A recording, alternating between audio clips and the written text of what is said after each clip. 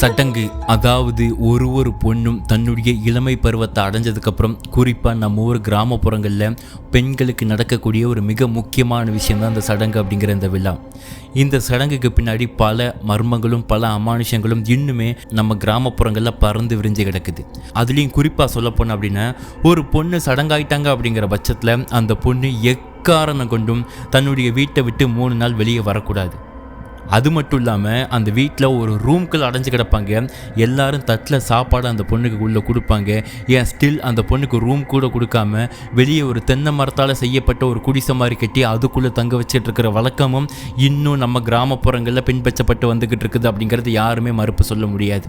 So இப்படிப்பட்ட ஒரு சிச்சுவேஷனில் அந்த பொண்ணு இருந்துக்கிட்டு இருக்கிறாங்க. இதே நேரத்தில் ஏதாச்சும் தவிர்க்க முடியாத காரணம் கருதி அந்த பொண்ணு தன்னுடைய வீட்டை விட்டு வெளியே போகிறாங்க அப்படின்னா, அப்போ அந்த கிராமத்து மக்கள் அந்த பொண்ணுடைய உறவினர்கள் சொல்கிற முக்கியமான விஷயம் என்னவா இருக்குது அப்படிங்கிறத பார்க்கும் பொழுது, அந்த பொண்ணு தான் கையில் சினுக்கோழி, சாவி, இரும்பு சார்ந்த ஏதாச்சும் ஒரு பொருளை கண்டிப்பாக கொண்டு போகணும். அதே நேரத்தில் அந்த பொண்ணு கூட யாராச்சும் ஒருத்தங்க இருந்தே ஆகணும் எப்போவுமே. இன்னொரு மிக முக்கியமான விஷயம், கருக்கள்குள்ளே, அதாவது சூரியன் மறையிறதுக்குள்ளே அந்த பொண்ணு தான் வீட்டுக்கு வந்தாகணும். அப்படி இல்லை அப்படின்னா என்ன நடக்கும் அப்படிங்கிறத அந்த கிராமத்து மக்கள் நம்புகிறாங்க. அப்படிங்கிறத பார்க்கும்போது காத்து கருப்பு, அதாவது பேய் பிசாஸ்னால அந்த பொண்ணு பாதிக்கப்பட்டுருவாங்க அப்படிங்கிறத அந்த ஊர் மக்கள் இன்னும் முழுசாக நம்பிக்கிட்டு இருக்கிறாங்க. ஸோ இந்த நம்பிக்கையை நான் உடைக்க விரும்பலை. அது மட்டும் இல்லாமல் இது பொய் இது உண்மை அப்படிங்கிற டாப்பிக்குள்ளேயும் நான் போக விரும்பலை. நல்லா யோசித்து பார்த்துக்கோங்க.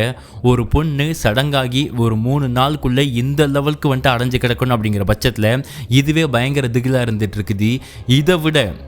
இதை விட பல 100 மடங்கு ஆபத்தான சிச்சுவேஷனில் ஒரு பொண்ணு இருந்திருக்கிறாங்க. அது மட்டும் இல்லாமல் ஒரு ஆத்மாவால் பாதிக்கவும் பட்டிருக்கிறாங்க. இது ஒரு சாதாரண கதை இல்லை, நிஜமாக நடந்த ஒரு நிகழ்வு. இதை காட்டிலும் இன்னொரு மிக முக்கியமான விஷயம், இந்த சம்பவத்தை இன்றைக்கி நீங்கள் பார்க்க வந்திருக்கிற சம்பவத்தை ஆன்லைனில் நீங்கள் தெரிஞ்சுக்கணும் அப்படிங்கிற மாதிரி ஆசைப்பட்டீங்கன்னா சிம்பிளுங்க. டீ கடையில் டீ குடிச்சிட்டு இருக்கக்கூடிய அந்த பொண்ணுடைய உடன் பிறந்த அண்ணா, இன்னொரு பக்கம் ரோட்டில் நடந்த அமானுஷமான விஷயம், இதை விட பயங்கரமான விஷயம், அங்கே வீட்டில் ஆத்மாவால் பாதிக்கப்பட்டு உயிருக்கு போராடிட்டு இருக்கக்கூடிய அந்த பொண்ணு, அதான் சடங்காக இருக்கக்கூடிய பொண்ணு. இதுக்கு நடுவில் என்ன நடந்துச்சு, இந்த ஆத்மா எப்படி வந்துச்சு, இந்த அண்ணா டீ குடிச்சிட்டு இருக்கிறாங்க அப்படின்னா அதற்கு அப்புறம் என்ன சம்பவம் நடந்துச்சு, இந்த மாதிரி ஒரு உண்மையாக நடந்த ஒரு திகில் அமானுஷமான சம்பவத்தை தான் இன்றைக்கி நீங்கள் பார்க்க வந்திருக்கிறீங்க. அட் த சேம் டைம் உங்களுக்கு இந்த மாதிரி நம்ம தமிழ்நாட்டில் நடந்த உண்மையான பேய் கதைகள் கேட்க பிடிக்கும் அப்படின்னா இது உங்களுக்கான சேனலுங்க. கண்ணை மூடிட்டு சப்ஸ்கிரைப் அப்படிங்கிறத போட்டுட்டு பெல் பட்டனி ஆள்னு கொடுத்து கதை பிடிச்சிருக்கு அப்படிங்கிற பட்சத்தில் இந்த வீடியோக்கு ஒரு லைக்கையும் போட்டு போயிருங்க. இப்போ இந்த சம்பவத்தை நான் ஸ்டார்ட் பண்ணுறேன். Welcome to mister ghost Tamil. பயத்தை எதிர்கொள்ள தயாராக இருந்துக்கோங்க.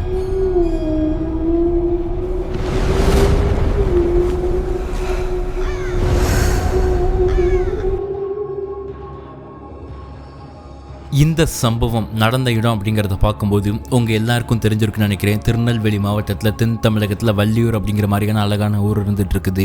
அந்த ஊர்லேருந்து கிட்டத்தட்ட திருச்செந்தூருக்கு 60 to 62 கிலோமீட்டர் இருக்கும். அந்த இன்பிட்வீன் கேப்பில் இருக்கக்கூடிய ஒரு அழகான கிராமம். ஆக்சுவலி இந்த ரோடை பொறுத்தளவில் டுவர்ட்ஸ் வள்ளியூர்லேருந்து திருச்செந்தூர் போகிற வரைக்குமே பகலில் அருமையாக தான் இருக்கும். ஆனால் ராத்திரி நேரத்தில் அந்த ரோட்டில் ட்ராவல் பண்ணவங்ககிட்ட கேட்டு பாருங்க. ஏன்னா ரோட்டில் கிலோமீட்டருக்கு ஒருக்கே அட்லீஸ்ட் ஒரு 2 to 3 கிலோமீட்டருக்கு ஒருக்கையாச்சும் 2 பக்கமும் சுடுகாடு நிறைஞ்சிருக்கும்.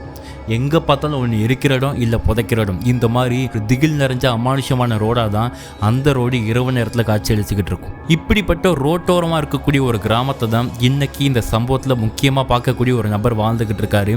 அவர் தான் நான் சொன்ன மாதிரி டீ கடையில் உட்காந்து டீ குடிச்சிட்டு இருக்கக்கூடிய அந்த அண்ணன். அந்த அண்ணனுக்கு பெயர் என்ன அப்படிங்கிறத பார்க்கும்போது பரத் என்ற முத்தழகன், நம்ம பரத்னே வச்சுக்கலாம். இவருக்கு ஒரு அழகான தங்கச்சி இருக்கிறாங்க. அவங்களுடைய பேர் சுமதி.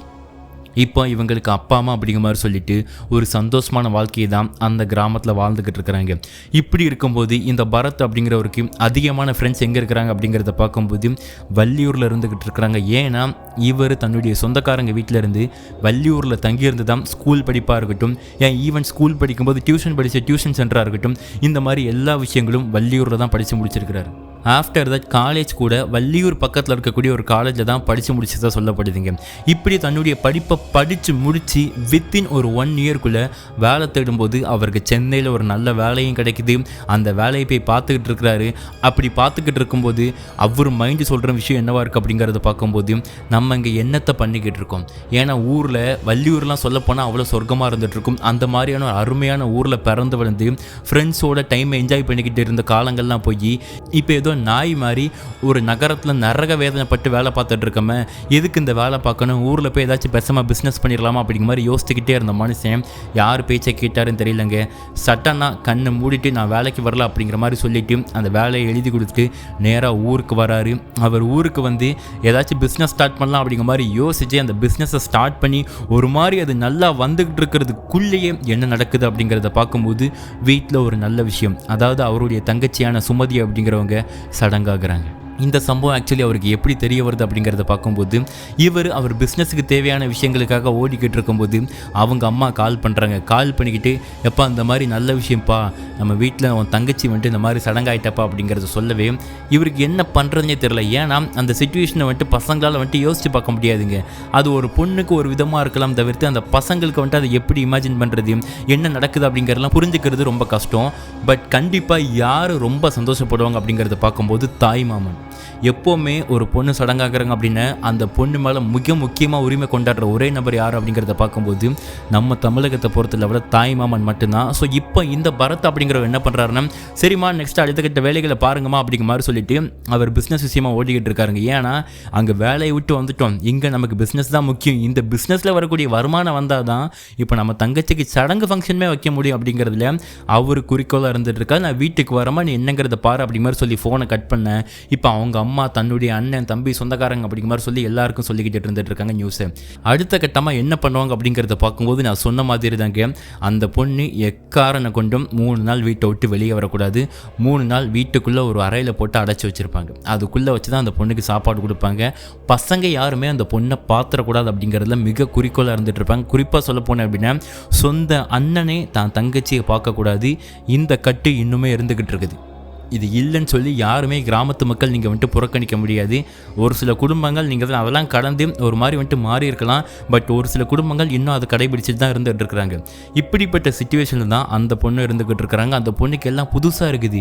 என்ன சொல்கிறீங்க, அண்ணன் பார்க்கக்கூடாதுங்கிறீங்க, அப்பா பார்க்கக்கூடாதுங்கிறீங்க, சாப்பாடு ஒரு ரூம்குள்ளே அடைச்சி போட்டு கொடுத்துட்டு இருக்கிறீங்க அப்படிங்கிற மாதிரி அந்த பொண்ணுக்கு எல்லாம் புதுசாக இருந்துகிட்டு இருந்தாலும் ஓகே இதுதான் கட்டு போல் அவங்க சொல்கிறத கேட்டுரும் அப்படிங்கிற மாதிரி சொல்லி அந்த பொண்ணு ஒரு மாதிரி பம்மிட்டு அந்த ரூம்குள்ளே இருந்துக்கிறாங்க.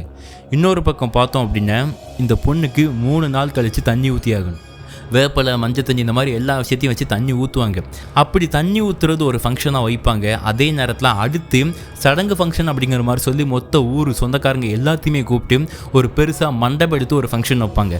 ஸோ இப்போ என்னென்னா இந்த தண்ணி ஊற்றுற ஃபங்க்ஷனோட வச்சு சேர்த்து சடங்கு வைக்கிறது அப்படிங்கிறது ரேரு. ஏன்னா காசு அதிகமாக செலவாகும் சடங்கு வைக்கணும். அது மட்டும் இல்லாமல் உடனே தடால் புடலாக ஏற்பாடுகள்லாம் பண்ண முடியாது. பத்திரிக்கை அடிக்கணும், சொந்தக்காரங்களை கூப்பிடணும் அப்படிங்கிற மாதிரி வந்துட்டு பல விஷயங்கள் இருந்துகிட்டு இருக்குதுங்க.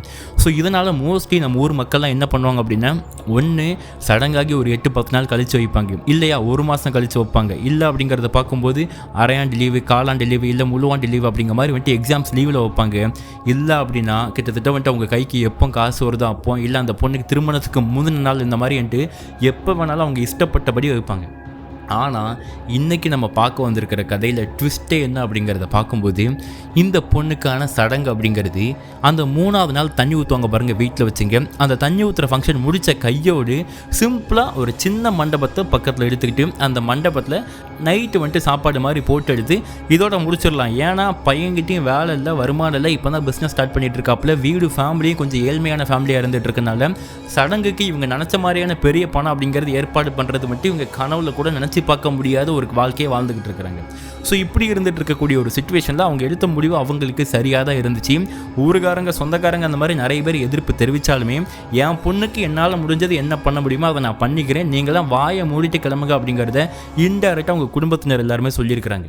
ஸோ இப்போ ஒரு 3 நாள் தான் இருந்துட்டு இருக்குது தான் தங்கச்சி சடங்குக்கு அப்படிங்கிற ரீசன்னால எல்லாம் வேக வேகமாக நடந்துக்கிட்டு இருக்குதுங்க. ஈவன் தன்னுடைய பிஸ்னஸ் அந்த விஷயங்களை 2 நாள் 3 நாள் ஹோல்டு பண்ணிவிட்டு அண்ணனும் முழுசாக களத்தில் இறங்குறாங்க. ரொம்ப மிக முக்கியமான தாய் மாமே சித்தி அத்தை அப்படிங்கிற மாதிரி ரொம்ப க்ளோஸ் சொந்தங்கள் இருக்கிறாங்க இல்லையா, அவங்களுக்கு மட்டும் அழைப்பு விடுக்கப்படுது. இன்னொரு பக்கம் இந்த அண்ணன் பக்கத்துலேருந்து யார் யாருக்கு அழைப்பு விடுக்கப்படுது அப்படிங்கிறத பார்க்கும்போது இந்த அண்ணனுடைய மிக நெருக்கமான நண்பர்கள். அந்த அண்ணன் சொல்கிற விஷயம் நண்பர்கள் இல்லை அப்படின்னா நான் இல்லை, அதாவது என்னென்னா நான் இன்ன வரைக்கும் நான் நல்லா இருந்துட்டு இருக்கேன், எந்த கெட்ட பழக்கம் இல்லாமல் இருக்கேன் அப்படின்னா அதுக்கு நான் பழகின என் பழக்கம் மட்டும் தான் காரணம். எனக்கு ஒன்றுனா உயிரை கொடுத்துருவாங்க, அவங்க இல்லாமலாம் ஃபங்க்ஷன் நடத்த முடியாது. நீங்கள் சொந்தக்கார இல்லாமல் கூட ஃபங்க்ஷன் நடத்திக்கோங்க, என் நண்பர்கள் ஆனால் கண்டிப்பாக வருவானுங்க, வந்து அவங்க வீட்டு ஃபங்க்ஷன் மாதிரி எல்லாத்தையும் எடுத்து போட்டு செய்வானுங்க பாருங்க அப்படிங்கிறத அந்த பையன் சொல்லவே அதே மாதிரி நடக்குதுங்க. இப்போ நாளைக்கு காலையில் தங்கச்சிக்கு ஃபங்க்ஷன். இப்படி இருந்துட்டு இருக்கக்கூடிய இந்த சிச்சுவேஷனில் அந்த நண்பர்களுக்கெல்லாம் ஏற்கனவே 2வது நாள் ராத்திரியே ஃபோன் பண்ணி சொல்லிட்டாப்ல. ஸோ இப்போ அந்த சடங்கு ஃபங்க்ஷனுக்கு முந்தின நாள் ராத்திரி இருக்குது பாருங்க, ராத்திரி மண்டபம் பார்த்தாச்சு அப்படிங்கிற மாதிரியான விஷயத்த இப்போ அண்ணனான பரத் வந்துட்டு சொல்ல நைட்டோட நைட்டாம் பரத்துடைய அத்தனை நண்பர்களும் வள்ளியூர்லேருந்து கிளம்பி அந்த மண்டபத்துக்கு வராங்க. சும்மா வரலைங்க, வந்து அங்கே என்னென்ன வேலை இருக்குது, அதாவது வந்துட்டு இந்த தாம்பலை பை போடுறதுலேருந்து அது போக வந்துட்டு கேஸ் சிலிண்டர், அது போக வந்துட்டு சமையலுக்கு தேவையான விஷயங்கள், இந்த மாதிரி எல்லாத்தையும் எடுக்கிறதுல கூட மாட இருந்து அவ்வளோ வேலையும் பார்த்துக்கிட்டு இருக்கிறாங்க. அப்படி பார்த்துக்கிட்டு இருக்கும்போது தான் ஒரே ஒரு நபர் மட்டும், அவரும் அந்த பையனுடைய மிக நெருக்கமான நண்பர் தாங்க, ஆனால் அந்த நபர் திருநெல்வேலியில் இருந்துகிட்டு இருக்காரு. அவருடைய வேலைகள்லாம் முடிச்சுட்டு வரதுக்கு ராத்திரி ஒரு 12:30 மணி ஆயிடுச்சு. பட் பரவாயில்ல, நாளை காலைல ஃபங்க்ஷன் அப்படிங்கிற ரீசனால் எல்லாருமே ஒரு மாதிரி முடிச்சு இருந்துட்டு இருக்கிறாங்க. இப்போ 12:30 மணிக்கிட்ட இந்த திருநெல்வேலியை சார்ந்த நபரும் பார்த்தீங்கன்னா இப்போ அந்த மண்டபத்துக்கு போகிறாங்க. போயிட்டு கொஞ்ச நேரம் ஜாலியாக ரிலாக்ஸாக பேசிக்கிட்டு இருக்கும்போது தான் அப்போ சரி ஏன்டாங்க எல்லா வேலையும் முடிஞ்சு போச்சு, எதுக்கு இங்கே உட்காந்து பேசிகிட்டு இருக்கிறீங்க, ஏதாச்சும் டீ கடைக்கு போகலாம், ரோட்டோரமாக இருக்கிற டீ கடைக்கு போகலாம் அப்படிங்கிறத சொல்லும்போது ஆக்சுவலி இது ஒரு கிராம பகுதி அப்படிங்கிற ரீசன்னால ரோட்டோரமாக டீ கடைகள் இருக்கிறது ரேரு. நைட்டு 12:30 மணிக்கு ஒரே ஒரு கடை மட்டும் கொஞ்சம் தூரம் தள்ளி போனோம் அப்படின்னா கொஞ்சம் மெயின், அந்த மெயினில் ஒரு கடை இருக்குது அப்படிங்கிறத சொல்லவே சரி வாங்க போகலாம் அப்படிங்கிற மாதிரி சொல்லும்போது அப்போ தான் அந்த பசங்களாம் சொல்கிறாங்க, டே நாங்கள் அந்த டீ கடையில் இருந்தாலும் இங்கே வந்து உட்காந்துட்டு இருக்கோம் மண்டபத்தில், ஏன்டான்னு கேட்கும்போது அங்கே உட்காந்து அந்த மாதிரி ஜாலியாக கதை பேசிகிட்டு இருந்தோம், போலீஸ்காரங்க வந்தாங்க, நைட்டு போல் உங்களுக்கு என்னடா அங்கே வேலை அப்படிங்கிற மாதிரி சொல்லி எங்களை அடித்து அமுச்சு விட்டாங்க, அதுக்கப்புறம் நாங்கள் வந்து மண்டபத்தில் இருந்துட்டு இருக்கோம் அப்படிங்கிற மாதிரி என்ன மற்ற ஃப்ரெண்ட்ஸ் எல்லாருமே சொல்லிக்கிட்டு இருக்காங்க. அப்போ தான் இந்த திருநெல்வேலியிலேருந்து வந்த நபர் என்ன சொல்கிறார் அப்படின்னா, நீங்கள் போய் இருந்தது ஒரு 10:30 மணி 11:30 மணி இருந்துட்டு இருக்கும், இப்போ ஆல்மோஸ்ட் மணி 1 தாண்ட போகுது. ஸோ இந்த நேரத்தில் போலீஸ்காரங்க இங்கே இருக்கிறதுக்கு வாய்ப்பு இல்லை, நம்ம டீ தானே தான் குடிக்க போகிறோம், போயிட்டு டீயை குடிக்கலாம் அப்படிங்கிற மாதிரி சொல்லவே வாங்கன்னு சொல்லிட்டு எல்லாருமே சேர்ந்து கிளம்பி மண்டபத்தை பூட்டிட்டு நேராக டீ கடைக்கு போகிறாங்க. டீ கடையில் உட்காந்து கிட்டத்தட்ட ஒரு 1/2 மணி நேரம் ஜாலியாக கதை பேசியிருப்பாங்க. டீயை குடிச்சிட்டுங்க அப்படி ஜாலியாக கதை பேசிகிட்டு இருக்கும்போது தான் டீ கடையிலேருந்து எல்லோரும் கிளம்பி போகிறாங்க. ஜஸ்ட்டு அந்த பரத்துடைய நண்பர்கள்னு சொல்லிட்டு மொத்தம் 3 பேர் இருக்கிறாங்க. பாதி பேர் மண்டபத்தில் படுத்து தூங்கிட்டாங்க. இப்போ பரத் திருநெல்வேலியை சார்ந்த நபர், அது போக இன்னும் 2 பேருங்க. இப்படி இவங்க இருந்துக்கிட்டு இருக்கும்போது தான் என்ன ஆகுதுன்னா, இந்த பரத் காதுக்கு மட்டும் ஒரு வார்த்தை கேட்குது. ஆக்சுவலி டீ கடை இருக்குதுன்னா டீ கடைக்கு நேர் எக்ஸாக்ட் ஆப்போசிட்டில் என்ன இருக்குதுன்னா ஒரு பழைய பில்டிங் இருக்குது, ஒரு பாலடைஞ்ச பில்டிங் தான். அந்த பில்டிங் பல வருஷமாக ஈவன் இந்த பரத் அப்படிங்கிறவருக்கு விவரம் தெரிஞ்சு அந்த பில்டிங் கைவிடப்பட்ட நிலைமையில தான் இருந்துகிட்டு இருக்கே தவிர்த்து இப்போ வரைக்கும் அந்த பில்டிங் பக்கம் யாருமே கிடையாது அப்படிங்கிற விஷயம் பரத்துக்கு தெரியும். இந்த பரத்தாக இருக்கட்டும் இவங்களுடைய நண்பர்களாக இருக்கட்டும் பகல் நேரத்தில் சும்மா ஊருக்குள்ள வந்துட்டு சின்ன வயசில் விளாண்டுக்கிட்டு இருக்கும் போதெல்லாம் அந்த பில்டிங் பக்கமாக போயிருக்கிறாங்களே தவிர்த்து அந்த பில்டிங்க்கு உள்ளே யாருமே போய் பார்த்தது கிடையாதுங்க. ஃபுல்லாக டோர்லேருந்து ஜன்னல்லேருந்து எல்லாமே கரையாக முடிக்கப்பட்ட நிலைமையில் இருந்துகிட்டு இருக்குது. ஆனால் பரத்துக்கு ஒரு வார்த்தை, அண்ணே என்னை காப்பாத்துனே அப்படிங்கிற மாதிரி ஒரு சத்தம் அந்த பில்டிங்குள்ளேருந்து கேட்டிருக்குது. ஸோ சடனாக கையில் சுக்கு காப்பி தாங்க நைட்டு குடிச்சிட்டு இருந்திருக்காருங்க பரத்து. டக்குன்னு டீ கீழே வச்சுட்டே ஏதோ சத்தம் கேட்குடா, என் தங்கச்சி கூப்பிட்றமா இருக்குடா அப்படி மாதிரி பரத்தை சொல்ல இங்கே மிச்சம் 3 பேர் உட்காந்து ஜாலியாக சிரிச்சுட்டு கதை பேசிகிட்டு இருக்காங்க பாருங்க. என்னடா உள்ளாடுற, உன் தங்கச்சி வீட்டில் தூங்கிக்கிட்டு இருப்பாட நேரத்துக்கு, நாளைக்கு காலையில் ஃபங்க்ஷன்டா, நீயே நியாயப்படி போயிட்டு தூங்கணும், நீ தங்கச்சி கூப்பிட்ற வைக்கிற அப்படிங்கிற மாதிரி சொல்லிட்டு இருக்க, அவளை எப்படி வீட்டை விட்டு வெளியே விடுவாங்க அப்படிங்கிற மாதிரி பரத்துடைய நண்பர்கள்லாம் கேட்க அவர் ஒரு மாதிரி குழம்புறாரு. ஆமாம் இல்லை கரெக்ட் இல்லை, வீட்டை விட்டு வெளியே விட மாட்டாங்க இல்லையா, என்னடா இது, அப்போ எனக்கு கூப்பிட்ட மாதிரி இருந்துச்சாடா, சரி எங்கேருந்து கூப்பிட்ட மாதிரி இருந்துச்சு, அது எனக்கு சரியாக தெரியல அப்படிங்கிறத பரத் சொல்கிறாப்புல. ஏன்னா பரத்துக்கு சரியாக கேட்கல, எங்கேருந்து தான் அப்படிங்கிறத வந்துட்டு கன்ஃபார்ம் பண்ண முடியல. அப்புறம் இன்னொரு 5 நிமிஷம் ஆகுதுங்க, பரத் ஒரு மாதிரி கன்ஃபியூஷனில் இருந்துக்கிட்டு இருக்காருங்க. அப்படி கன்ஃபியூஷனில் இருந்துக்கிட்டு இருக்கும்போதே அடுத்து சத்தம், அண்ணே வருவியா மாட்டியானே அப்படிங்கிற மாதிரியான சத்தம் பரத்துக்கு தெளிவாக கேட்குது. அதுவும் எங்கேருந்து வருது அப்படிங்கிறத அவர் நோட் பண்ணிட்டாருங்க. ஏன்னா ஒரு வண்டி கிராஸ் ஆச்சு, ரோட்டில் கிராஸ் ஆனதுக்கு பின்னாடி அந்த பில்டிங் அவருக்கு தெரியுது. அந்த வண்டியுடைய டேஞ்சர் லைட்டில் அந்த பில்டிங் தெளிவாக தெரியுது. அந்த பில்டிங்குள்ளேருந்து தான் தங்கச்சியை கத்துற மாதிரியான சத்தம் கேட்குது அப்படிங்கிற விஷயம் புரிஞ்ச மறு நிமிஷமே எந்திரிச்சு அந்த பில்டிங்குள்ளே ஓட பார்த்தாரு. ஜஸ்ட்டு மிஸ்ஸு அவங்க ஃப்ரெண்ட்ஸ் மட்டும் பரத் கையை பிடிச்சி இழுக்கலை அப்படின்னா இந்த பக்கம் இருந்த ஒரு லாரியில் அடிப்பட்ட அன்னைக்கே பரத் ஸ்பாட் அவுட் ஆகிருப்பார். அவர் ஏதோ நண்பர்களால் உயிர் பழைச்சது மட்டும் இல்லாமல் அவருக்கு நெஞ்செலாம் துடிக்க ஆரம்பிக்குது. ஃப்ரெண்ட்ஸ்லாம் சட்டார்னு எந்திரிச்சு டீ கப்பெல்லாம் கீழே வச்சுட்டு என்னடா பண்ணிக்கிட்டு இருக்க, சாக பார்க்குறேன் நீ, நாளைக்கு ஃபங்க்ஷன் வச்சு ஏன்டா பைத்தியம் மாதிரி அலைஞ்சிட்டு இருக்கிற அப்படிங்கிறது கேட்க, டேய் மச்சான் சொன்னா புரிஞ்சுக்கோங்கடா, அந்த பில்டிங்குள்ளே என் தங்கச்சி இருக்காடா. எந்த தங்கச்சிடா? உன் தங்கச்சி வீட்டில் தூங்கிட்டு இருப்பாடா, அந்த பில்டிங் பக்கம் இதுக்கு முன்னாடி போயிருக்கிறே இல்லை அப்படிங்கிறத கேட்கும்போது, டேய் எனக்கு தெரிஞ்ச அந்த பில்டிங் அப்படி தான் இருக்குது, ஆனால் எனக்கு சந்தேகமாக இருக்குது அப்படிங்கிறது சொல்ல, இப்போ ஒரு ஃப்ரெண்ட் ஐடியா கொடுக்குறாப்புல, என்னன்னா உனக்கு சந்தேகமாக இருக்குது இல்லையா, நேரம் உங்கள் அம்மா கால் பண்ணு, இல்லை வீட்டில் வந்துட்டு வேறு ஏதாச்சும் சொந்தக்கார பசங்க வேணாச்சும் வந்திருக்கானா, உன் கசின் தம்பி அப்படி மாதிரி யாராச்சும் வந்திருக்கான் அப்படின்னா அவனுக்கு கால் பண்ணி இந்த மாதிரி வந்துட்டு ரூமில் உன் தங்கச்சி இருக்காளா அப்படிங்கிறது வந்துட்டு உங்கள் அம்மாட்ட சொல்லி கேட்க சொல்லு அப்படிங்கிறத சொல்லும்போது, அவன் இருந்தாலும் நான் போயிட்டு பார்த்துட்டு வந்துருந்தேன் அப்படிங்கிறத சொன்னால் ஃப்ரெண்ட்ஸ் விடலை. இப்போ அந்த பையன் என்ன பண்ணுறான், பரத் கால் பண்ணுறான். வீட்டில் கால் பண்ணும்போது 2-3 பேர் கால் எடுக்கலை. கடைசியாக ஒருத்தர் கால் எடுக்கிறாங்க. எடுத்ததுக்கப்புறம் இந்த மாதிரி வீட்டில் ரூமில் தங்கச்சி இருக்கிறாளா அப்படிங்கிறத கேட்கும்போது அவங்க இருப்பா நான் பார்க்குறேன் ஏன்பா அப்படிங்கிறது வந்துட்டு அவங்க ஆப்போசிட்டில் கேட்டிருக்கிறாங்க. அப்போ இவங்க சொல்கிறாங்க, தங்கச்சிக்கு நாளைக்கு ஃபங்க்ஷன், அவள் தூங்காமல் ஏதாச்சும் பண்ணிகிட்டு இருந்தா அப்படின்னா தூங்க சொல்லுங்கள், அதுக்கு தான் நான் கால் பண்ணேன் அப்படிங்கிற மாதிரி வந்துட்டு ஏதோ ஒரு வார்த்தையை சொல்லி மழுப்பேன். இப்போ அவங்களும் ரூம் கதவை திறந்து பார்த்துட்டு நல்லா தூங்கிக்கிட்டு இருக்காப்பா அப்படிங்கிற மாதிரியான விஷயத்த அந்த யாரோ ஒரு நபர் இப்போ பரத்துக்கிட்ட சொல்கிறாங்க. இப்போ இதை கேட்டதுக்கு அப்புறம் தான் இந்த பரத்துக்கு கொஞ்சம் ஆறுதலாகுது. அதே நேரத்தில் இவங்க ஃப்ரெண்ட்ஸ்லாம் சொன்னது உண்மை, நமக்கு ஏதோ பிரம்ம பித்து பிடிச்சிருச்சு போல் அப்படிங்கிற மாதிரி பரத்தை மண்டையை போட்டு குழம்பிக்கிட்டு இருக்காருங்க. ஆனால் அந்த பில்டிங்கை பார்க்குறாரு, கண்ணு வச்சக்கண்ணு எடுக்காமல் பார்த்துக்கிட்டே இருக்காரு. அங்கே ஏதோ ஒரு விஷயம் இருக்குது, நம்ம தங்கச்சியாக இல்லை அப்படின்னா ஏன் நம்ம தங்கச்சி வயசு நம்ம தங்கச்சிக்கு மட்டும்தான் இருக்கணுமா, வேறு ஏதாச்சும் ஒரு பொண்ணுக்கு இருக்கக்கூடாது அப்படிங்கிற மாதிரி அந்த பரத்துக்கு மைண்டில் ஓடிக்கிட்டே இருந்துகிட்டு இருக்குதுங்க. அப்படி ஓடிக்கிட்டே இருந்துகிட்டு இருக்கும்போது தான் இப்போ அகைன் ஒரு சத்தம், நான் எவ்வளோ கூப்பிட்டு என்னை பக்கம் நீ வரமாட்டலானே அப்படிங்கிற மாதிரியான வார்த்தை பரத்துக்கு கேட்டிருக்குது. அதே நேரத்தில் பரத் பக்கத்தில் இருந்த மற்ற நண்பர்களுக்கும் கேட்டிருக்குதுங்க. பரத் ஒரு செகண்ட் அப்படி எந்திரிச்சு நிற்க, மற்ற ஃப்ரெண்ட்ஸும் பார்த்தீங்கன்ட்டு ஒரு மாதிரி வாயடிச்ச மாதிரி எந்திரிச்சு நிற்கிறானுங்க. டேய் மச்சான் எங்களுக்கு கேட்டுச்சுடா உண்மையாடா அப்படிங்கிறது வந்துட்டு ஃப்ரெண்ட்ஸ் கேட்டுச்சா என்ன கேட்டுச்சு, இல்லை நீங்கள் ஏதோ வந்துட்டு என்ன நான் எவ்வளோ கூப்பிட்டும் வருவீங்களா மாட்டீங்களா அப்படிங்கிற மாதிரி ஏதோ சத்தம் கேட்டுச்சுடா, ஒரு பொண்ணு கூப்பிட்ற மாதிரி அப்படிங்கிற மாதிரியான வார்த்தைகள் அந்த ஃப்ரெண்ட்ஸ்லாம் சொல்ல, டேய் உள்ளே இருக்கிறது என் தங்கச்சி இல்லைனா வேறு ஏதாச்சும் ஒரு பொண்ணாக இருக்கிறதுக்கு வாய்ப்பு இருக்குது, தயவு செய்து வாங்கடா உள்ளே போய்ட்டு என்ன இருக்குது அப்படிங்கிறத பார்க்கலாம் அப்படிங்கிற மாதிரி சொல்லவே, இப்போ அந்த டீ கடையிலேருந்து எந்திரிச்சு அவ்வளோ வேறு அந்த பில்டிங் பக்கம் நடந்து போகிறாங்க. அப்போ கூட அந்த டீ மாஸ்டர்கிட்ட ஒரு நண்பர் மட்டும் கேட்குறாப்புல, என்ன அப்படின்னா, ஐயா உங்களுக்கு ஏதாச்சும் இந்த பில்டிங்கை பற்றி தெரியுமா அப்படிங்கிறத கேட்கும்போது, எனக்கு தெரியாதியா, நான் கேரளாவிலேருந்து வந்திருக்கிறேன், நான் அந்த ஏரியாவுக்கு புதுசு, நான் ஜஸ்ட்டு வேலை பார்க்குற டீ மாஸ்டர் அப்படிங்கிறத அந்த டீ கடையில் இருந்துகிட்டு இருக்கக்கூடிய நபர் சொல்கிறாப்புல. டீ கடையில் ஓனர் இல்லை, ஜஸ்ட்டு அந்த டீ போடுற டீ மாஸ்டர் மட்டும் தான் நைட்டு இருந்துகிட்டு இருக்காப்புல. இருந்தாலும் அந்த டீ மாஸ்டர் சொல்கிற விஷயம் என்ன அப்படின்னா, எப்பா நடுச்சாமமாக இருந்துகிட்டு இருக்குது, இந்த நேரத்தில் நீங்கள் அந்த பக்கம் போகிறது சரியா படலப்பா அப்படிங்கிறத அவர் சொல்கிறாரு. பட் அதெல்லாம் அவங்க கண்டுக்காமல் அவங்க பாட்டு நடந்து அந்த பில்டிங் பக்கமாக போகிறாங்க. இப்போ அந்த பில்டிங் கிட்ட நடந்து போக போக அகைன் அந்த பரத் காது கேட்குற விஷயம் என்ன அப்படின்னா, அந்த பொண்ணு சிரிச்சுக்கிட்டே வானே எப்படியாச்சும் என்னை காப்பாற்றினேன் வானே அப்படிங்கிற மாதிரி இப்போ நான் சொன்ன அதே டோனில் அந்த பொண்ணு சொன்ன விஷயம் அந்த பரத்துக்கு மட்டும் கேட்டிருக்குது. அப்போ அந்த பரத் ஃப்ரெண்ட்ஸ் கிட்ட கேட்காரு, டே இப்போ ஏதாச்சும் கேட்குதா நான் கேட்டேன். அந்த ஃப்ரெண்ட்ஸுக்கு யாருக்குமே எதுவுமே கேட்கல. இருந்தாலும் அந்த ஃப்ரெண்ட்ஸ்லாம் மனசுக்குள்ளே ஏதோ ஒரு தைரியத்தை வரவழைச்சிட்டு அந்த பில்டிங் கிட்ட போகிறாங்க. போயிட்டு பார்க்கும்போது அந்த பில்டிங்கில் டோரில் வெளியே ஒரு பூட்டு போட்டிருக்குது. அந்த பூட்டு நல்லா துருபிடிச்சி போய் இருந்துகிட்டு இருக்குது. டோரு ஃபுல்லாக கரையான். இப்போ அந்த பூட்டை திறக்கணும் இல்லை பூட்டை உடைக்கணும், ஏதாச்சும் ஒரு விஷயம் பண்ணால் தான் அந்த வீட்டுக்குள்ளே போக முடியும். இப்போ அதுக்காக என்ன பண்ணுறாங்க, அந்த பூட்டை கல்லை வச்சு அடித்து பார்த்தா பூட்டு உடையலை. பதிலுக்கு ஒருத்தர் என்ன பண்ணிட்டாருன்னா அந்த டோரில் ஓங்கி கையை ஷோல்டர் வச்சு அடித்தார். அது ஏற்கனவே நல்லா கரையான் பிடிச்ச பழைய மரக்கதவு அப்படிங்கிற ரீசனால் கதவு துண்டாக உடஞ்சி உள்ளே விழுதுங்க. கதவு உடஞ்சி விழுந்த மறுகணம் உள்ளேருந்து வவ்வாலுங்க கும்பலாக தெரித்து வெளியே போகுது. அப்போது இந்த வீட்டுக்குள்ளே வெளிச்சமே போகாது அப்படிங்கிற விஷயம் அன்னைக்கு அந்த நபர்களுக்கு நல்லாவே தெரியுது. இத்தனை வருஷமாக அந்த வீட்டுக்குள்ளே வெளிச்சம் போகாமல் வவ்வாலாம் குடியிருக்கிற லெவலுக்கு இந்த ஒரு வீடு இருந்துகிட்ருக்கு அப்படின்னா இந்த வீடு யாருடைய வீடு, இந்த வீட்டில் என்ன தான் நடந்திருக்கு அப்படிங்கிற மாதிரி பல க்யூரியாசிட்டி அங்கே இருக்கக்கூடிய நபர்களுக்கு எழும்பிக்கிட்டு இருக்குது. அதே நேரத்தில் உள்ளே போகிறாங்க, அடுத்த ஒரு கதவு இருக்குது. ஆல்ரெடி இருக்கக்கூடிய முன்னாடி வறண்டா மாதிரி இருக்கக்கூடிய அமைப்பு எல்லாம் எப்போ இடிஞ்சு விடும் தெரியாதுங்க. அவ்வளோ கட்ட குத்தின வீடு மாதிரி இருந்துகிட்டு இருக்குதுங்க. எல்லா பக்கமும் பார்க்குற இடங்கள்லாம் விரிசல்.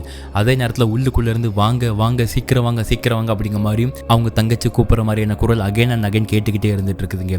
இப்போ அடுத்து ஒரு பெரிய கதவு, அந்த கதவு திறந்தாப்புல கிடக்குது. அது வழியாக தான் வவ்வால் ஃபுல்லாக வெளியே வந்திருக்குது. இப்போ அந்த கதவை தாண்டி இவங்க உள்ளே போகிறாங்க. ஸ்மெல்லு ஹெவியான வவ்வாலுடைய எச்சத்துடைய ஸ்மெல். ஸோ இப்போ இவங்க இந்த மாதிரி திருநெல்வேலி மாவட்டத்தில் இருக்கக்கூடிய ஒரு ஊரில் இருந்துகிட்டு இருக்கிறாங்க அப்படிங்கிற விஷயமே மறந்து ஏதோ ஒரு மாந்திரிகவாதி குகைக்குள்ளே நுழைஞ்சால் எப்படி இருக்கும் அந்த மாதிரியான ஒரு ஃபீல் உங்களுக்கு வந்துக்கிட்டு இருக்குது. அதை மாந்திரிகவாதி குகைன்னு சொல்கிறத விட ஒரு பேய் குகை அந்த மாதிரி கூட நம்ம வச்சுக்கலாம். இப்போ உள்ளே போயிட்டாங்க. இப்போ எல்லாருமே கையில் வச்சுருக்க மொபைல் இல்லை வந்துட்டு கையில் வச்சுருக்க டார்ச் மூலிமா டார்ச் ஆன் பண்ணுறாங்க. அடித்து பார்க்கும்போது என்ன தெரியுது அப்படிங்கிறத பார்க்கும்போது வீடு ஃபுல்லாக கரையானும், அது போக எங்கே பார்த்தாலும் வவ்வாலுடைய எச்சங்கள் மட்டும்தான் இருந்துகிட்டு இருக்குது. பின்னாடி கதவு அப்படிங்கிறதே இல்லை. மேலே பார்த்தா எல்லாம் கிடிஞ்சு விழுற மாதிரி தான் இருந்துகிட்டு இருக்குது. அப்போ இது உள்ளே இருந்து தான் உன் தங்கச்சி சத்தம் வந்துச்சா? நாங்கள் ஏற்கனவே சொன்னோம் இல்லையா, இங்கெல்லாம் யாரும் இருக்கிறதுக்கு வாய்ப்பு இல்லை, உனக்கு பிரம்மா அப்படிங்கிறத நாங்கள் சொன்னமா இல்லையா அப்படிங்கிறத நண்பர் கேட்கும்போது பதிலுக்கு அந்த நண்பர்கள்கிட்ட இப்போ அவன் பரத் கேட்குறாரு, எனக்கு மட்டுமா கேட்டுச்சு, உங்களுக்குலாம் கேட்டுச்சு நீங்கள் சொல்லலை, அப்போது உங்களுக்கு கேட்டது வந்துட்டு பிரம்ம இல்லை, எனக்கு கேட்டது மட்டும் பிரம்மையா அப்படிங்கிற மாதிரி அவங்களுக்குள்ள ஒரு சின்ன ஒரு ஃபைட்டு போகிறதுக்குள்ளே இப்போ அகைன் ஒரு சத்தம் என்னன்னா பரத்துக்கு தெளிவாக கேட்குது, அண்ணே இங்கே பாருண்ணே, அண்ணே இங்கே பாருண்ணே, சீக்கிரம் பாருண்ணே அப்படிங்கிறத பரத்துக்கு தெளிவாக கேட்கும்போது பேசிக்கிட்டே இருந்த பரத்து சத்தத்தை நிப்பாட்டிட்டு அந்த சத்தம் வர இடம் இவருக்கு பின்னாடி இருந்து கேட்டுக்கிட்டு இருக்குதுங்க. திரும்பலான்னு பார்க்கும்போது ஃப்ரெண்ட்ஸு கத்திக்கிட்டு இருக்காங்க. டக்குன்னு திரும்பி ஃப்ரெண்ட்ஸை பார்த்து நிறுத்துங்கடா, அமைதியாக இருங்கடா அப்படிங்கிற மாதிரி ஃப்ரெண்ட்ஸ் கிட்ட கோவப்பட்டுக்கிட்டு அப்படி பொறுமையாக திரும்பி பார்க்குறாரு. பார்த்தவர் மிரண்டு போகிறாரு. என்னன்னா அந்த முக்கு மூலையில் யாரோ ஒருத்தங்க படுத்திருக்கிற மாதிரி இருக்குது. அவங்க தங்கச்சி அன்னைக்கு ராத்திரி என்ன ட்ரெஸ் போட்டு படுத்திருந்தாங்களோ அதே ட்ரெஸ்ஸு அங்கே இருந்துக்கிட்டு இருக்குது. அவர் பார்க்குறாரு. பார்த்து ஒரு மாதிரி கையெல்லாம் நடுங்கிக்கிட்டு இருக்குதுங்க. தங்கச்சிம்மா சுமதி அப்படிங்கிற மாதிரி அந்த சின்ன ட்ரெஸ்ஸு மாதிரி இருக்குது பாருங்கள், அதுக்கிட்ட கையை கொண்டுட்டு போய்கிட்டு இருக்கும்போது தான் ஃப்ராக்ஷன் ஆஃப் செகண்டில் ஒரு 2-3 செகண்டு கூட இருக்காதுங்க, கையில் வச்சுருந்த மொத்த டார்ச்சும் எல்லாருக்குள்ள டார்ச்சும் அணைஞ்சு போகுது. மச்சான் என்னாச்சு அப்படிங்கிற மாதிரி எல்லாருமே கேட்டுக்கிட்டு இருக்கிறதுக்குள்ளே அடுத்து ஒருத்தர் கையில் இருக்கக்கூடிய டார்ச் விட்டு எரிஞ்சிக்கிட்டு இருக்குது. அந்த விட்டு எரிஞ்சிக்கிட்டு இருக்கக்கூடிய அந்த டார்ச்சில் இப்போ அந்த முக்கை நோக்கி திரும்ப அந்த டார்ச் அடிக்கிறாருங்க. அடிச்சுக்கிட்டு இருக்கும்போது அவங்களுக்கு தெளிவாக தெரிகிற விஷயம் என்ன அப்படிங்கிறத பார்க்கும்போது அந்த முக்கு இருக்குது பாருங்கள், அந்த முக்குக்குள்ளே இருந்து ஏதோ ஒரு கை மட்டும், ஏதோ பழைய அழுகி போன மாதிரி நிலைமையில் இருந்துகிட்டு இருக்கக்கூடிய ஒரு கை மட்டும் இந்த அண்ணா பரத் இருக்காரு பாருங்க, இவருடைய கழுத்தை பிடிச்சி நெரிச்சிக்கிட்டு இருக்குது. அதை தெளிவாகவே இப்போ அங்கே இருக்கக்கூடிய ஃப்ரெண்ட்ஸ் எல்லாருமே பார்க்குறாங்க. மச்சான் அவனை பிடிச்சி இடுறா அப்படிங்கிற மாதிரி சொல்ல ஒருத்தர் பயந்து ஏற்கனவே பில்டிங் விட்டு வெளியே போயிட்டார். மிச்சம் 2 பேர் மட்டும் தான் உள்ளே இருந்துட்டு இருக்காரு. அந்த 2 பேரும் சேர்ந்து அந்த நபர் பரத்தை பிடிச்சி இழுக்கிறாங்க. இழுக்க வரவே மாட்டேங்கிறாருங்க. பரத்துங்க ஒரு மாதிரி தொண்டை கிண்டெல்லாம் இரும ஆரம்பிச்சிட்டாருங்க. இருமிட்டு இந்த ஃப்ரெண்ட்ஸை பரத்தை தள்ளி விடுறது, நீங்கள் போங்கடா அப்படிங்கிற மாதிரி தள்ளுறாருங்க. அவங்களுக்கு வந்துட்டு புரியுது ஃப்ரெண்ட்ஸுக்கு. இருந்தாலும் அந்த பசங்களாம் விடாமல் அவர் கையை பிடிச்சி இழுக்கும்போது தான் இப்போ சட்டனாக அங்கே வெளியே டீ போட்டுட்டு இருந்த டீ மாஸ்டருக்கு, ஏன்னா ரொம்ப பக்கத்துலங்க அந்த டீ கடைக்கும் இந்த பில்டிங்க்கு ரொம்ப கிட்ட, இங்கே ஏதோ கத்துற சவுண்டு கேட்குது அப்படிங்கிறத தெரிஞ்சுக்கிட்டு அந்த டீ மாஸ்டர் உள்ளே வந்திருக்கிறாரு. அப்படி உள்ளே வந்தவர் என்ன பண்ணார் ஏது பண்ணார் அப்படிங்கிற விஷயம் தெரியல.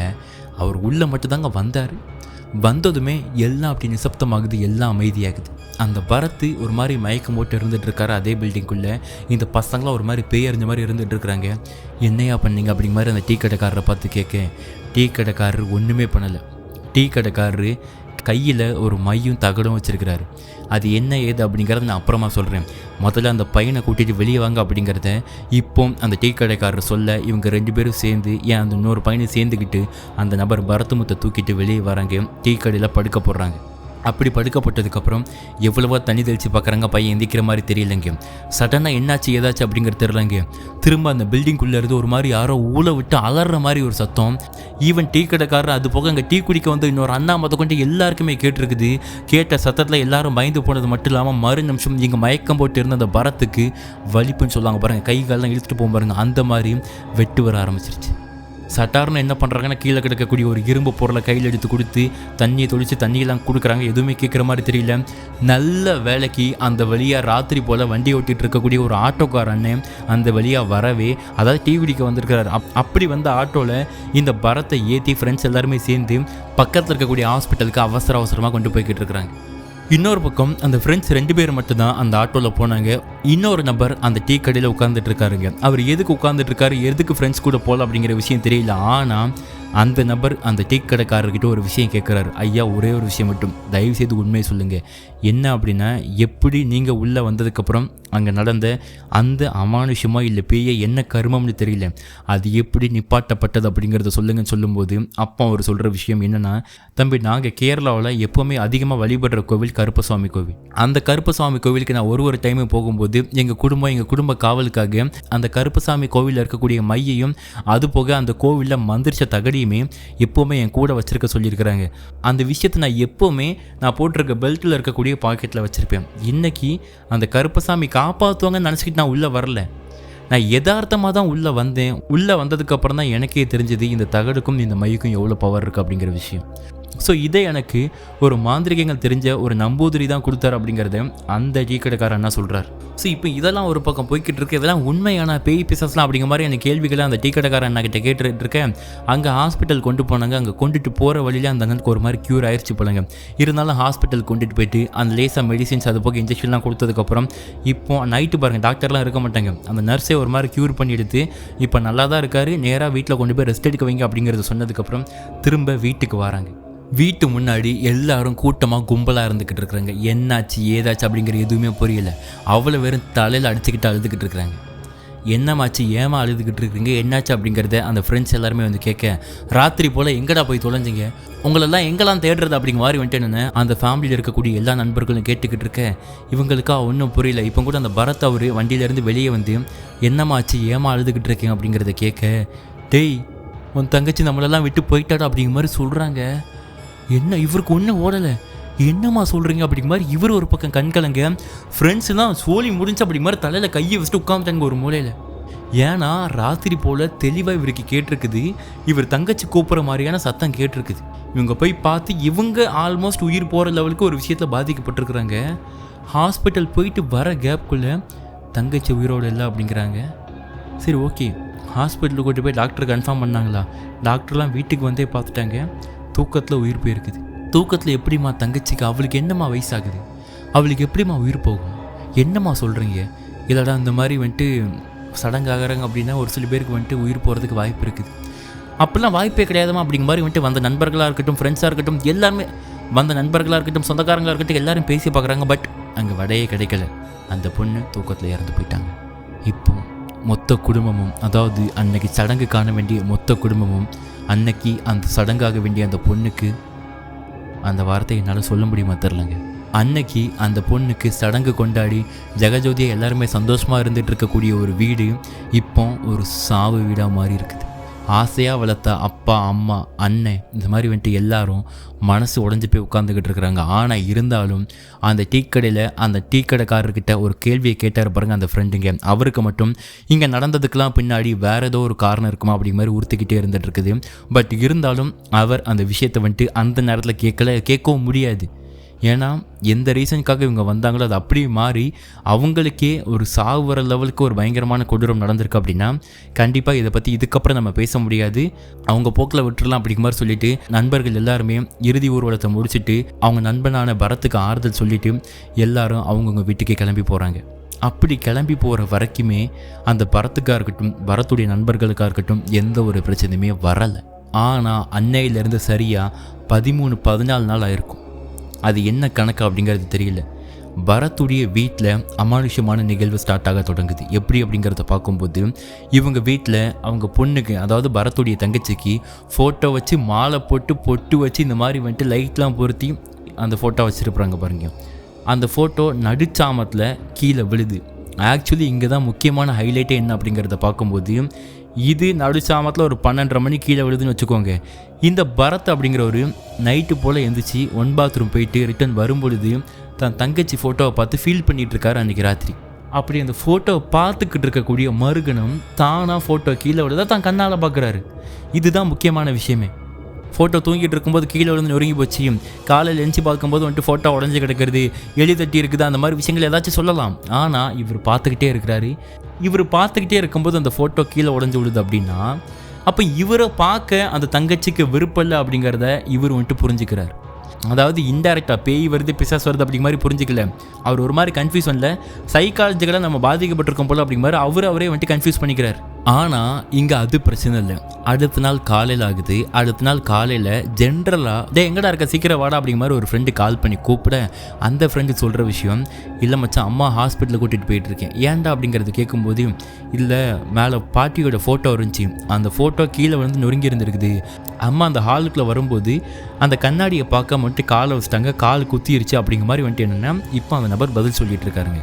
இப்போ ஆப்போசிட்டில் பேசுகிற இன்னொரு ஃப்ரெண்ட் என்ன சொல்கிறாரு அப்படின்னா, மச்சான் இரு, எங்கள் வீட்லேயும் அதே மாதிரி கால் நடந்துச்சுடா, ஆனால் நாங்கள் பார்த்துட்டோம். எங்கள் வீட்லேயும் இறந்து போன பாட்டி ஒருத்தவங்க இருக்கிறாங்க, அவங்கள நான் பார்த்தது கூட கிடையாது, அவங்க ஃபோட்டோவும் கீழே விழுந்து நொறுங்கி இருக்குடா அப்படிங்கிறத சொல்ல, இப்போ இது ரெண்டுமே ஒரு மாதிரி கோஇன்சிடெண்ட்டாக இருந்தாலுமே அடுத்து இன்னொரு ஃப்ரெண்டுக்கு கால் பண்ணுறாங்க, அந்த திருநெல்வேலியை சார்ந்த நபருங்க. அவருக்கு கால் பண்ணும்போது அவங்க வீட்டில் ஆக்சுவலி என்னென்னா இவங்க ஒரு பேச்சுலராக இருந்துகிட்டு இருக்க ரீசன்னால் இந்த மாதிரி இறந்து போனவங்க ஃபோட்டோ எதுவுமே இல்லை. அதனால் இவங்ககிட்ட கேட்கும்போது எதுவுமே தெரில. அப்போ தான் என்ன சொல்கிறாங்க அப்படின்னா, கொஞ்சம் வெயிட் பண்ணடா, ஏன்னா இவங்க அம்மா கால் பண்ணுறாங்க, என்ன அப்படிங்கிறத நான் கேட்டுட்டு வரேன் அப்படிங்கிற மாதிரி அந்த திருநெல்வேலி நபர் சொல்ல, இப்போ அந்த திருநெல்வேலியை சேர்ந்த நபர் இவங்க 2 பேருடைய காலையும் ஹோலில் போட்டுட்டு அவங்க அம்மா கிட்டே பேசும்போது, அப்போ அவங்க அம்மா சொல்கிறாங்க, இந்த மாதிரி வந்துட்டு எங்கள் அம்மா ஃபோட்டோ உளுந்து உடஞ்சி போச்சுடா, ஒரு மாதிரி கஷ்டமாக இருக்குது, வேறு ஏதாச்சும் ஒரு ஃபோட்டோ ரெடி பண்ணணும், ஸோ ஃப்ரேம் கடைக்கு நான் போகணும், கொஞ்சம் அமௌண்ட் இருந்தால் போட்டுவிடும் அப்படிங்கிறது என்னென்னா அவங்க அம்மா கால் பண்ணிவிட்டு கேட்குறாங்க. இவருக்கா என்னடா அது, அவனுக்கு 2 பேர் கால் பண்ணி சொன்னானுங்க, சரி அம்மா ஓகே நீ பாருமா நான் அமௌண்ட்டை போட்டு விட்றேன் அப்படிங்கிற மாதிரி அம்மாவுடைய காலை கட் பண்ணிவிட்டு ஃப்ரெண்ட்ஸ் கிட்டே, மச்சான் எங்கள் அம்மா இப்போ தான் கால் பண்ணாங்க, எங்கள் வீட்லேயே எங்கள் ஆச்சு எங்கள் அம்மாவுடைய அம்மா ஃபோட்டோ விழுந்து நொறுங்கி இருக்குடா அப்படிங்கிற விஷயத்த இப்போ அந்த நபரை சொல்லிக்கிட்டு இருக்காரு. இப்போ இவங்க 3 பேர் கேட்டு மிரண்டு போகிறதுக்குள்ளே, சரி மச்சான் அவனுக்கு ஃபோன் பண்ணி கேட்போமா, அவன் எந்த மைண்ட் செட்டில் இருக்கான்னு தெரியலடா, தங்கச்சி வேற இழந்திருக்கான்டா, சும்மா கேட்டு பார்ப்பான்டா அப்படிங்கிற மாதிரி என்னென்ன அந்த டீ கடைக்காரர்கிட்ட அன்றைக்கி கேட்டார் பாருங்க, கதை கேட்டார் பாருங்க. அவர் தான் ஆர்வத்தில் தான் ஃப்ரெண்டுக்கு கால் பண்ணுறாரு. 3 பேரையும் கான்ஃபரன்ஸில் வச்சுக்கிட்டு கால் பண்ணிவிட்டு, நான் கேட்குறேன் எதுவும் தப்பாக நினச்சிக்கிடாத, அன்றைக்கி ராத்திரி நடந்த விஷயங்கள் உனக்கு ஞாபகம் இருக்குதா அப்படிங்கிறத கேட்கும்போது, தயவுசெய்து அன்றைக்கி ராத்திரி நடந்த விஷயத்தை பற்றி பேசுகிறதா இருந்த எனக்கு கால் பண்ணாத மச்சான் அப்படிங்கிற மாதிரி என்னென்ன அந்த நபர் சொல்கிறாரு பரத்துங்க. இல்லை மச்சான் ஒரு முக்கியமான விஷயம், எங்கள் 3 பேருக்கும் ஒரு பிரச்சனை. என்ன பிரச்சனை, எங்கள் 3 பேர் வீட்லேயுமே எங்கள் வீட்டில் இறந்து போனவங்களுடைய, அதுவும் குறிப்பாக வயசான பெண்களுடைய ஃபோட்டோ விழுந்து நொறுங்கி இருக்குடா, அதான்டா டவுட்டில் கேட்குறேன்டா அப்படிங்கிற மாதிரி சொல்ல, இப்போ அந்த நபர், மச்சான் என்னடா சொல்கிறீங்க, நான் நைட்டு என் தங்கச்சி ஃபோட்டோவை பார்த்துக்கிட்டு இருந்தேன்டா, ஒரு மாதிரி ஃபீல் பண்ணிகிட்டு இருந்தேன்டா, என் கண்ணு முன்னாடி என் தங்கச்சி ஃபோட்டோ அப்படி கீழே விழுந்து நொறுங்கி போச்சுடா, ஆனால் நல்லா தாண்டா ஆணி அடித்து மாட்டியிருந்தோம், எப்படி விழுந்து நொறுங்கிச்சு அப்படிங்கிற விஷயம் தெரியல, நீங்கள் என்னடானா உங்கள் 3 பேர் வீட்லேயும் ஃபோட்டோ விழுந்து நொறுங்கியிருக்கீங்கிறீங்க, என்னடா நடக்குது அப்படிங்கிறத மட்டும் இவங்கெல்லாம் குழம்பிக்கிட்டு இருக்கிறதுக்குள்ளே இப்போ அந்த டீ கடையில் கதை கெட்ட அந்த நபர் என்ன சொல்கிறார் அப்படின்னா, மச்சான் நான் சொல்கிறது நல்லா கேளு, உனக்கு மட்டும் இல்லை அந்த வீட்டுக்குள்ளே போன 4 பேரும் இப்போ ஒரு அமானுஷம் அந்த ஆத்மாவால், அதுவும் குறிப்பாக அந்த வீட்டில் இருந்துகிட்டு இருக்கக்கூடிய அந்த ஆத்மாவால் பாதிக்கப்பட்டிருக்கோம், இதான் உண்மை, நீ நம்பினாலும் நம்பாட்டி இதான் நிஜம். இப்போ வந்துட்டு இவர் சொல்கிற வார்த்தைகளை மற்ற ஃப்ரெண்ட்ஸ் கேட்காம இருந்துகிட்ருக்கேன், ஒரு மாதிரி டபுள் மைண்டாக தான் கேட்டுக்கிட்டு இருக்கிறாங்க. அப்போ இவர் திரும்பியும் சொல்கிறாரு, நல்லா யோசிச்சுப்பார், அன்றைக்கி எதுக்கு அந்த டீ கடைக்காரர் வந்ததுக்கப்புறம் உன் கழுத்தில் பிடிச்சிட்டு இருந்த ஏதோ ஒரு கை ஞாபகம் இருக்குதா இல்லையா, அந்த கை எப்படி விடுபடணும், அவர்கிட்ட நான் போய் கதையை கேட்டேன், அவர் சொல்கிற விஷயம் அவர் ஊரில் ஒரு குலதெய்வமாக நினச்சி வழங்கிட்டு இருக்குது கருப்பசாமியை, இவருக்கு ஏதோ ஒரு பிரச்சனை வரும்போது ஒரு நம்போதிரி மாந்திரிகவாதி ஒரு கருப்பு மையையும் ஒரு தகடையும் செம்பு தகடையும் இவர்கிட்ட கொடுத்து எப்போவுமே கூட வச்சிருக்கிற சொல்லியிருக்கிறாரு, அதனால் இவர் எப்போவுமே தான் இடுப்பில் பெல்ட்டில் வச்சுருந்துருக்கிறாரு, அதை கொண்டுட்டு நம்ம வீட்டுக்குள்ளே வரும்போது தான் இப்போ உன்னுடைய உயிர் அன்னைக்கு காப்பாற்றப்பட்டது, அன்னைக்கு மட்டும் அந்த டீ கடைக்காரர் வரலன்னா இப்போ நம்ம தங்கச்சி இறந்து போயிருக்க மாதிரி அன்றைக்கி நீ இறந்து போயிருப்பா மச்சான், அது மட்டும் இல்லாமல் அடுத்து எங்களுக்கு என்ன நடக்கும் அப்படிங்கிறது எனக்கு புரியல, ஸோ இப்போ நீ நம்பினாலும் நம்பாட்டேன் இதுதான் நெசம், சரி இதுக்கு நான் என்னடா பண்ணணும் அப்படிங்கிறத கேட்கும்போது, மச்சான் அந்த டீ கடைக்கார்கிட்ட போய் கேட்டு அந்த நம்போதிரி எங்கே இருக்கார் அப்படிங்கிறத பார்த்து அவர் இடத்துக்கு போனால் மட்டும்தான் நமக்கு ஏதாச்சும் வடை கிடைக்கும், ஏன்னா நாங்கள் நடக்கிறதெல்லாம் பார்க்கும்போது அடுத்து என்ன நடக்கும் அப்படிங்கிறதே புரியல, யாராச்சும் நம்ம பேசிக்கிட்டு இருக்கோம், இறந்து போய்ட்டு என்னடா பண்ணுறது புரிஞ்சுக்கோங்கடா அப்படிங்கிறத சொல்லும்போது அப்பந்தான் அந்த நபர் என்ன பண்ணுறாரு அப்படின்னா, ஆக்சுவலி அது பகலில் பேசிக்கிட்டு இருக்கிறாங்க, அந்த டீ கடைக்கார்ட்ட நானே போய்ட்டு கேட்குறேன் அப்படி மாதிரி பரத்தை சொல்கிறதுக்கு முன்னாடி அன்றைக்கி என்ன பண்ணுறாருன்னா, பட்ட பகலில் அந்த டீ கடைக்காரர் இருக்கார் பாருங்க, அவர்கிட்ட போய்ட்டு நடந்த விஷயங்களெல்லாம் போய் சொல்லிவிட்டு, ஆனால் என் கூட கொஞ்சம் வர முடியுமா அப்படிங்கிறத சொல்லி என்ன பண்ணுறாருன்னா, என்னை பகல் பாருங்கள் வெளிச்சம் இருக்கும், அந்த ரூமுக்குள்ளே மட்டும் போய்ட்டு ஒரு டைம் பார்த்துடலாம் அப்படிங்கிறத சொல்லிக்கிட்டு இப்போ அந்த டீ கடைக்காரையும் கையோடு கூட்டிகிட்டு போகிறாருங்க. எதுக்கு தம்பி வேண்டாத பிரச்சனை அப்படிங்கிறத டீ கடைக்காரர் சொன்னாலும், இல்லை அவங்கக்கிட்ட தான் கருப்பு மை தகடு இருக்காமலா சாமி கொடுத்தது, ஒரு பிரச்சனை இல்லை நீங்கள் வாங்க அப்படிங்கிற மாதிரி சொல்லி நேராக அந்த ரூமுக்குள்ளே கூட்டிகிட்டு போகிறாங்க. கூட்டிகிட்டு போய் பகலில் அந்த ஜன்னல் உடஞ்சிருக்கனால வெளிச்சம்லாம் உள்ளே வருதுங்க, தெளிவாக பார்க்குறாங்க. அந்த வீட்டுக்குள்ளே நடு ஹால் மாதிரி இருக்குதுங்க, ஆக்சுவலி சம்பவம் நடந்து வித்தின் ஒரு 15 நாளுக்குள்ளே இந்த லெவலில் ஒரு மாற்றம் அந்த வீட்டுக்குள்ளே வந்திருக்குமான்னு கேட்ட கேள்விக்குறி. ஏன்னா அந்த வீட்டில் நடு சென்டரில் ஒரு ஆள் உயரத்துக்கு பாம்பு புத்து இருக்குது. அதுவும் அந்த பாம்பு புத்துடைய அந்த பேஸ்மெண்ட் அடிப்பகுதி அப்படிங்கிறத பார்க்கும்போது ஒரு பழைய ஒரு சமாதி இருக்கும், பார்த்துருக்கீங்களா? மண்ணால் செய்யப்பட்ட சமாதி. அந்த சமாதிக்கு மேலே ஒரு பாம்பு புத்து ஒரு மாதிரி ரெக்டாங்குலராக முளைச்சிருந்துச்சுன்னா எப்படி இருக்கும், அந்த மாதிரி இருந்துக்கிட்டு இருக்குது. இதை பார்த்தவருக்கு ஒன்றும் ஓடலை. அப்போ அந்த வீட்டுக்குள்ளே எதுவும் சமாதி இருந்துக்கிட்டு இருக்குதா, இந்த வீட்டுக்குள்ளே எதுவும் பேய் இருந்துக்கிட்டு இருக்குதா அப்படிங்கிற மாதிரி பல குழப்பங்கள் அவருக்கு அன்றைக்கி வந்தது மட்டும் இல்லாமல் அன்னைக்கு ராத்திரியே ஒரு வண்டி எடுத்துக்கிட்டு மொத்த நண்பர்கள் 4 பேர் சேர்ந்து அந்த கேரளாவில் இருக்கக்கூடிய அந்த நம்பூதிரியை பார்க்க கிளம்பி போகிறாங்க. அது ஒரு கருப்பசாமி கோவில். அவங்க அந்த லொக்கேஷனுக்கு அடுத்த நாள் காலையில் போய் சேர்றாங்க. சேர்ந்ததுமே அந்த கோவிலுக்குள்ள நுழைஞ்ச மறுகணமே இவங்க நண்பர்களில் ஒருத்தர் பார்த்த விஷயம் என்னென்னா, கருப்பசாமி கோவிலில் சென்டரில் ஒரு விளக்கேற்றி வச்சுருக்குறாங்க. அந்த விளக்கு ஃப்ராக்ஷன் ஆஃப் செகண்டில் அணைஞ்சதை இவங்க நண்பரில் ஒருத்தர் பார்த்துருக்குறாரு. அது மேபி கேரளா காற்றடிக்கும் காற்றுல அணைஞ்சுன்னு சொல்லலாம். ஆனால் இவங்க உள்ளே வந்ததுக்கப்புறம் அணைஞ்சதுனால அவங்களுக்கு இன்னும் சந்தேகம் அதிகமாகுது. உள்ளே போகிறாங்க, நம்பூதிரியை பார்க்குறாங்க, நடந்த விஷயங்களை ஃபுல்லாக சொல்கிறாங்க. அந்த டீ கடைக்காரர் அவருடைய பெயரையும் சொல்கிறாங்க. சொன்னதுக்கப்புறம் அந்த நம்பூதிரி அவர்கள் சொன்ன விஷயம், இருங்க தம்பி நான் மந்திரிச்சு பார்த்துட்டு நான் சொல்கிறேன் அப்படிங்கிறத அந்த சாமியார் கேட்டுட்டு இப்போ இவங்க எல்லாருமே அந்த சாமியார் அக்னிக்கு முன்னாடி உட்கார வைக்கிறாங்க. அங்கே ஏற்கனவே எப்போவுமே அந்த அக்னி எரிஞ்சுக்கிட்டே இருக்குமா. அதுக்கு முன்னாடி உட்கார வச்சு பல மாந்திரிகங்கள் மந்திரங்களை போட்டுக்கிட்டு இருக்கிறாங்க. சிஷியர்கள்ட்டேருந்து நிறைய விஷயங்களை கொண்டு வர சொல்லி எல்லாத்தையுமே அந்த நபர்களுடைய கையில் கொடுக்குறாங்க. இப்போ கிட்டத்தட்ட ஒரு 2 மணி நேரம் பயங்கரமான சக்தி வாய்ந்த மந்திரங்களை ஃபுல்லாக ஓதுனதுக்கப்புறம் இப்போ அந்த மந்திரவாதி இந்த நபர்கள்கிட்ட சொல்கிற விஷயம் என்னவாக இருக்குது அப்படிங்கிறத பார்க்கும்போது, இந்த விஷயத்தை நான் எப்படி சொல்கிறதுன்னு தெரியல தம்பி. ஏன்னா இந்த விஷயத்தை நான் சொன்னால் நீங்கள் தாங்கிப்பீங்களான்னு தெரியல. என்னென்னா இப்போ இந்த பரத் இவர் மட்டும் இல்லை, மிச்சம் 3 பேர் எல்லாரையும் சேர்த்து உங்கள் 4 பேருக்கும் பிரச்சனை கொடுத்துட்ருக்கிறது நீங்கள் செல்லமாக நினச்சிட்ருக்கக்கூடிய உங்கள் பரத் அவருடைய தங்கச்சி சுமதி தான். என்னையா சொல்கிறீங்க, அவள் எதுக்கே எங்களை பிரச்சனை பண்ணணும் அப்படிங்கிற மாதிரி எல்லோரும் கேட்கும் பொழுது, இருங்க தம்பி எல்லாத்தையும் நான் சொல்கிறேன். அதாவது என்ன அப்படின்னா, பொதுவாக உங்கள் ஊர்களில் சொல்லுவாங்க, கேள்விப்பட்டிருக்கீங்களா, சடங்கான பொண்ணு வீட்டை விட்டு வெளியே போகக்கூடாது. ஆமாம் சாமி, என் தங்கச்சி தான் சடங்காயிட்டு வீட்டு விட்டு எங்கேயும் வெளியே போகல. இருங்க தம்பி சொல்கிறத முழுசாக கேளுங்க. உங்கள் தங்கச்சி சடங்கான இடமே இங்கே பிரச்சனை அப்படிங்கிறத அந்த நம்பூதிரி சொல்கிறாரு. இவங்களுக்குலாம் கேட்டு ஒன்றும் புரியல. ஏன்னா இவர் ஏதோ பிஸ்னஸ் விஷயமாக வெளியே அலைஞ்சிட்டு இருக்கனால இவர் கால் வந்துச்சு, இந்த மாதிரி தங்கச்சி சடங்காயிட்டான்னு சொல்லிட்டு அம்மா சொன்னாங்க. இப்போ நம்ம போயிட்டு எங்கே வச்சு சடங்கானா எப்படி ஆனால் அப்படிங்கிற மாதிரி விஷயங்களை போய் கேட்க முடியாது பாருங்கள். ஸோ இதனால் இதை பற்றி யாரும் பெருசாக எடுத்துக்கல. ஆனால் இப்போ அந்த நம்பூதிரி சொல்கிற விஷயம் என்னென்னா, தம்பி உங்கள் பொண்ணுக்கு ஃப்ரெண்ட்ஸ் நிறைய இருக்காங்க தானே, வெளியே போய் விளையாடுவாங்க தானே, அப்படி தான் உங்கள் பொண்ணு என்ன பண்ணியிருக்கிறாங்கன்னா, வீட்டை விட்டு அவங்க ஃப்ரெண்ட்ஸ் கூட போய்ட்டு வெளியே போய் கிராமத்தில் விளையாண்டுருக்குறாங்க. சரி, விளையாடும் பொழுது தான் அவங்களுக்கு அந்த மாதிரி சடங்காக இருக்குது. பட் அது பிரச்சனை இல்லை. உங்கள் தங்கச்சி சடங்கான இடம் அப்படிங்கிறது ஒரு சமாதிக்கு மேலே. என்ன சாமி சொல்கிறீங்க, எந்த இடம் எந்த சமாதின்னு தெரியுமா? அதெல்லாம் எனக்கு தெரியாது. ஆனால் ஒரு சமாதிக்கு மேலே தான் உங்கள் தங்கச்சி சடங்காக இருக்கிறாங்க. அதுதான் உண்மையே. அந்த நிமிஷமே அந்த ஆத்மா உங்கள் தங்கச்சியை பிடிச்சிருச்சு. ஆனால் நீங்கள் அந்த விஷயத்தை எப்படியாச்சும் தெரிஞ்சுக்கிட்டு அந்த நிமிஷம் இங்கே வந்திருந்தீங்கன்னா உங்கள் தங்கச்சி உயிரவே காப்பாற்றிருக்கலாம். என்ன சாமி சொல்கிறீங்க, என் தங்கச்சி ஒரு ஆத்மா பிடிச்சது எங்களுக்கு எப்படி தெரியும்? உங்கள் தங்கச்சியுடைய நடவடிக்கைகளில் நிறைய மாற்றங்கள் ஏற்பட்டிருக்கும், நீங்கள் கவனிச்சிருப்பீங்களா அப்படிங்கிற விஷயம் தெரியல. ஒழுங்காக சாப்பிட்ருக்க மாட்டாங்க, சாப்பாடை தட்டி விட்டுருப்பாங்க, ஒரு மாதிரி மூஞ்சி தூக்கி வச்சுட்டு உட்காந்துட்டு இருப்பாங்க, சோகமாக இருந்துகிட்டு இருப்பாங்க, யாரு கூடயும் பேச மாட்டாங்க.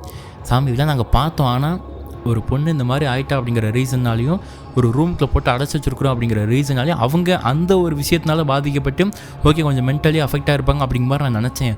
ஆனால் அதற்கு பின்னாடி இப்படி ஒரு அமானுஷம் அப்படிங்கிற விஷயம் இருக்குது அப்படிங்கிறது எங்களுக்கு தெரியாது அப்படிங்கிறத எல்லாருமே சொல்லிக்கிட்டு இருக்கிறாங்க.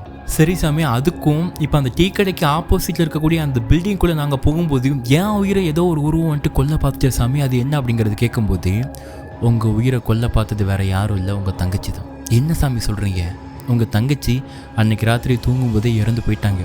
உங்கள் தங்கச்சியுடைய ஆத்மாவை, அதாவது ஒரு உடலை ஒரு ஆத்மா வந்துட்டு பிடிச்சி வச்சுருக்கிறது ஓகே, ஆனால் உங்கள் தங்கச்சியுடைய ஆத்மாவை அந்த ஆத்மா பிடிச்சி தான் கட்டுக்குள்ளே வச்சுருக்குது. அது மட்டும் இல்லாமல் அந்த ஆத்மா உங்கள் தங்கச்சி ஆத்மா மூலியமாக உங்கள் அனைவரையும் கொல்ல பார்க்குது.